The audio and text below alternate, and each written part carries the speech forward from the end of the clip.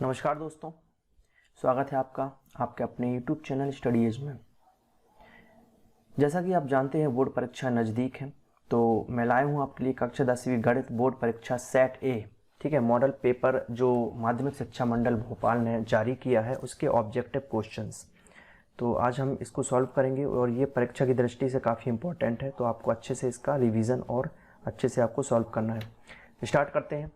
पहला है सही विकल्प। सही विकल्प से स्टार्ट करेंगे। इसमें 30 क्वेश्चन आने हैं आपको वैकल्पिक के, और आपको सिर्फ पासिंग मार्क्स 25 चाहिए, तो आप विकल्प अच्छे से कर लेते हैं तो आप आसानी से पास हो सकते हैं।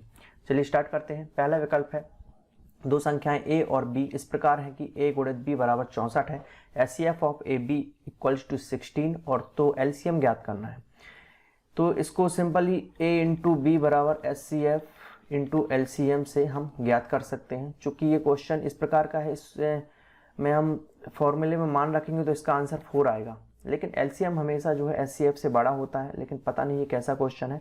फिर भी आपको आंसर लिख देना है 4, और इस क्वेश्चन को आप इस सूत्र को याद रखें, और यदि क्वेश्चन इस प्रकार से आता है आपको इस प्रकार से सॉल्व करना है। नेक्स्ट है, यदि किसी द्विघात बहुपद ax square plus bx plus c का शून्य अल्फा और बीटा है तो अल्फा इंटू बीटा का मान ज्ञात करना है। तो आपको पता है मूलों का गुणनफल या शून्यकों का गुणनफल का सूत्र क्या होता है, c बटे a। यदि अल्फा प्लस बीटा पूछा है तो आंसर आ जाएगा माइनस b बटे a। ठीक है, इसमें से एक क्वेश्चन आना ही आना है, तो इसको अच्छे से आपको करना है। तीसरा है a1 बटे a2 बराबर है b1 बटे b2 और c1 बटे c2। तो रैखिक समीकरण योग में इसका जो है कौन सा हल होगा, तो इसमें से आपके क्वेश्चन बनते हैं। 3 शर्तें हैं जिसमें कि यदि a1 बटे a2 बराबर नहीं है तो इसका अद्वितीय हल बनता है, यदि ये बराबर है लेकिन ये बराबर नहीं है तो इसका कोई हल नहीं, और यदि तीनों बराबर है तो इसका आंसर बनता है अनेक हल। ठीक है, इसको आपको अच्छे से याद रखना है। श्रेणी 6, 12, 18 का कौन सा पद 54 है, इसको हम सॉल्व करेंगे। an बराबर a plus n minus 1 into D, इस वाले फॉर्मूले में मान रखेंगे तो यहाँ पर आ जाएगा 54। a का मान क्या है, प्रथम पद है यहाँ पर 6, n का मान हमें ज्ञात करना है, और d का मान सार्वंतर क्या है, 12 में से 6 घटाएंगे, द्वितीय पद से प्रथम पद घटाते हैं तो हमें सार्वंतर d प्राप्त होता है। d का मान है 6। फर्दर सॉल्व करेंगे 6 प्लस n का मान क्या है, 6n माइनस 6, 6 से 6 कैंसिल हो गया, तो यहाँ 54 बटे 6 आ गया हमारा n का मान, 6 नारे 54। तो 9वां पद, इसका आंसर आ जाएगा c। फिर है त्रिभुज ABC में AB बराबर है 6 करनी 3, AC बराबर 12 और BC बराबर 6। तो जब आप इसको पाइथागोरस प्रमेय में रखेंगे, कर्ण का वर्ग बराबर लंब का वर्ग धन आधार का वर्ग, ठीक है, AC का वर्ग बराबर AB का वर्ग धन BC का वर्ग, तो आपको दोनों साइड जो है बराबर मान प्राप्त हो जाएंगे। तो आपका आंसर क्या आ जाएगा, 90 अंश। ठीक है, क्योंकि पाइथागोरस प्रमेय हमेशा समकोण त्रिभुज पर लगता है। अगला है, दो बिंदुओं A और B जिसके x1 और y1 तथा x2 y2 निर्देशांक है, इसके बीच की दूरी क्या है। तो दूरी का फॉर्मूला आपको सबको पता है, AB बराबर होता है x2 से x1 घटाते हैं, उसका वर्ग कर देते हैं, धन y2 में से y घटाया और उसका वर्ग किया और पूरे की करनी लगा दी। इस प्रकार के क्वेश्चन बनने की संभावना है।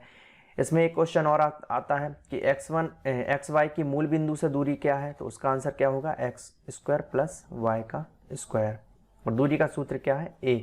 ऑप्शन नंबर ए, AB बराबर x2 माइनस x1, इसका वर्ग कर देंगे, धन y2 माइनस y1 का वर्ग। ठीक है, चलिए अब करते हैं रिक्त स्थान की पूर्ति। तो प्रत्येक भाज्य संख्या को हम खाली स्थान संख्याओं के गुणनफल के रूप में व्यक्त कर सकते हैं। इसका आंसर क्या आ जाएगा, अभाज्य। अभाज्य संख्याओं के गुणनफल के रूप में व्यक्त किया जा सकता है। द्विघात समीकरण के विभेदकर का सूत्र होता है, तो d बराबर होता है b स्क्वायर माइनस 4ac। तीसरा है, यदि किसी समांतर श्रेणी का nवा पद 3 प्लस 2n हो तब श्रेणी का प्रथम पद क्या होगा। तो इसका आंसर क्या हो जाएगा हमारा 5। दो समान कोणिक त्रिभुजों में उनकी संगत भुजाओं का अनुपात सदैव समान होता है। 3 मीटर ऊंची मीनार के पाद से 3 मीटर दूर स्थित बिंदु पर मीनार की चोटी का उन्नयन कोण कितना होगा। इसका आंसर है 45 अंश। जब मीनार की ऊंचाई और छाया बराबर है तो हमेशा 45 अंश का कोण बनेगा। वृत्त को दो बिंदुओं पर प्रतिच्छेद करने वाली रेखा को क्या कहते हैं। तो वृत्त को दो बिंदुओं पर प्रतिच्छेद करने वाली रेखा को छेदक रेखा कहा जाता है। ये मान लीजिए वृत्त है, तो इसमें ये कहलाती है छेदक रेखा, और स्पर्श रेखा होती है जो वृत्त के परिधि को छू के निकलती है। तो 2 बिंदुओं पर प्रतिच्छेद कर रही है तो उसको हम बोलेंगे छेदक रेखा। अगला है सही जोड़ियां। तो सही जोड़ियों में देखा गया कि त्रिकोणमिति से सवाल आने की संभावना ज़्यादा है, क्योंकि 3 नंबर का क्वेश्चन आएगा त्रिकोणमिति से और जो है सही जोड़ी में ये पूछा जा सकता है। तो 1 + cot स्क्वायर थीटा का आंसर क्या होगा? इसका आएगा f cosec स्क्वायर थीटा। जब भी आप देखते हैं 1 + cot स्क्वायर थीटा तो आप ये गैस कर सकते हैं कि सर्व समीका से ही क्वेश्चन ये है। तो आपको सर्व समीका याद रखनी है, sine square theta plus cos square theta बराबर 1। ये इसको इसमें लगा दीजिए और जो पहले बन रहा उसको मिला दीजिए, जो लास्ट में बचेगा उसका आंसर फिर आपको ऑटोमेटिक ही बन जाएगा। जैसे कि वृत्त की परिधि का सूत्र हमें सबको पता है 2πr। वृत्त का क्षेत्रफल क्या हो जाएगा? πr का स्क्वायर। असंभव घटना की प्रायिकता हमेशा होगी 0। जो घटना असंभव है उसकी प्रायिकता 0। फिर अब बचा हमारा सेक थीटा का मान क्या हो जाएगा? तो ये हो जाएगा 1/cos थीटा। अगला है एक शब्द या वाक्य में उत्तर दीजिए। यदि किसी द्विघात समीकरण के विविक्तकर का मान धनात्मक हो तो उस समीकरण के मूलों की प्रकृति कैसी होगी? विविक्तकर का सूत्र क्या होता है? d = b² - 4ac। और ये जब 0 से बड़ा होगा तो धनात्मक होगा।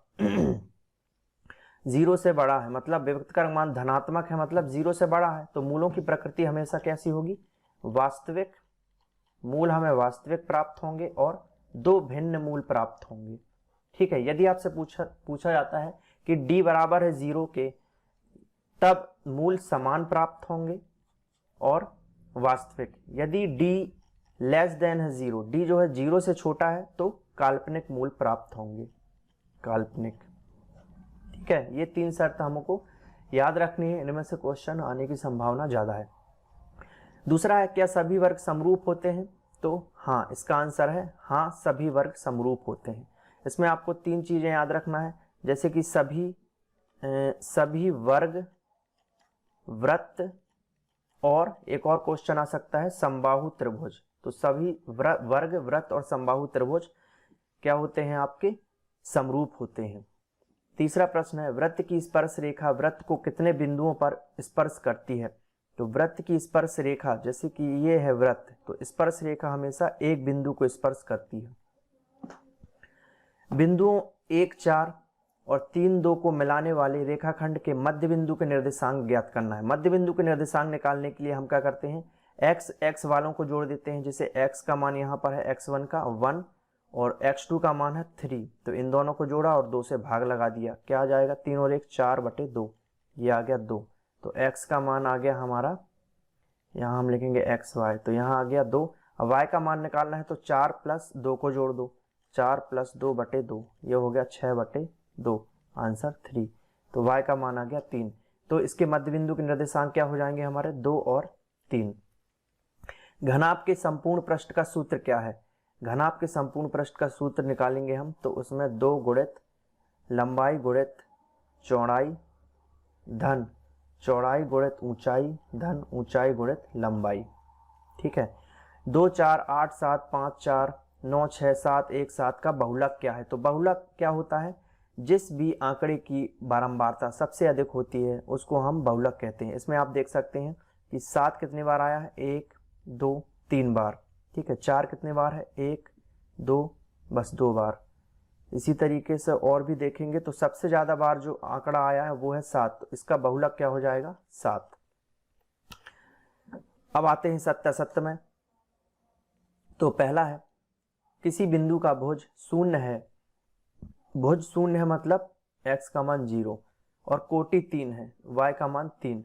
भुज बोलते हैं हम x अक्ष को और कोटि बोलते हैं y अक्ष को। तो x का मान है 0, y का मान है 3, तब वह x अक्ष पर स्थित होगा। एक बार हम बताते हैं, ये होता है x अक्ष, ये है y अक्ष। x का मान है 0 मतलब यहाँ पर कहीं भी ये बिंदु स्थित नहीं होगा, ये होगा y निर्देशांक में या y अक्ष में। तो ये होगा 1, 2, 3, तो 0, 3। ठीक है। x का मान 0 है तो वो y अक्ष पर स्थित होगा, तो ये कथन क्या है? असत्य। सेकंड है यदि किसी द्विघात समीकरण के विविक्तकर का मान 0 है तो उसके मूल वास्तविक एवं समान होंगे। अभी मैंने बताया था जब हम एक शब्द में उत्तर कर रहे थे कि विविक्तकर का मान शून्य होगा तो उसके मूल वास्तविक और समान होंगे। तो ये कथन क्या हो जाएगा हमारा? सत्य। श्रेणी 2 ऋण 2 2 ऋण 2 एक समांतर श्रेणी है। नहीं, ये बिल्कुल असत्य कथन है। इसका आंसर आएगा असत्य, क्योंकि समांतर श्रेणी वो होती है जिसमें एक निश्चित अंतर होता है, या तो बढ़ते क्रम में या तो घटते क्रम में। इसमें आप देख सकते हैं सार्वंतर समान नहीं है। ऋण 2 और 2 में से 2 घटाएंगे तो क्या आ जाएगा हमारा? -4। उसी तरीके से 2 में से यदि 2 -2 कर रहा हूं मैं यहाँ पर, तो कितना आ रहा हमारा? 2 + 2, ये हो गया 4। तो इसमें सार्वंतर आ रहा -4, इसमें सार्वंतर आ रहा 4। तो ये कैसी है? एक समांतर श्रेणी नहीं है इसका। तो ये आंसर हो गया हमारा असत्य। चौथा है क्षैतिज तल से ऊपर की ओर देखने पर दृष्टि रेखा क्षैतिज रेखा के साथ अवनमन कोण बनाती है। जब हम ऊपर की तरफ देखेंगे तो हमारा उन्नयन कोण बनेगा। क्या बनेगा? उन्नयन कोण। और जब ऊपर से हम नीचे की तरफ देखते हैं तब अवनमन कोण। तो ये क्वेश्चन बोल रहा है ऊपर की ओर देखने में अवनमन बनता है, तो ये हो जाएगा हमारा असत्य। पांचवा प्रश्न, एक किनारे पर बेलनाकार बनाई गई पेंसिल एक शंकु और बेलन का संयोजन है।